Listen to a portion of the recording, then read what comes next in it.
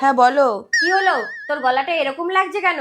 বিশ্বাস হচ্ছে না, এরকম একটা জীবনের জন্য নিজেকে স্যানিটাইজার আর মাস্ক দিয়ে বাঁচিয়ে রেখেছিলাম। দূর রাখতো। কি গো? এই রে চলে এসেছে, এক্ষুনি বলবে চা করে দাও। সারাদিন মা জ্বালাবে আর রাতে ছেলে। না বাবা, ঘুমিয়ে পড়ি।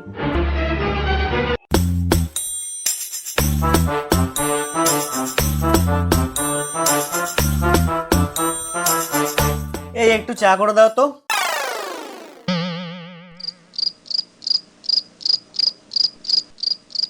যাক, ঘুমিয়ে পড়েছে, একটু কথা বলে নি। কি করছো বাবু? আমি জানতাম তো তোমার অন্য মেয়ের সাথে চক্কর চলছে।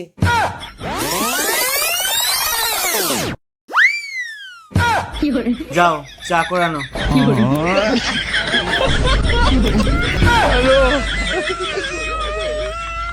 কি hore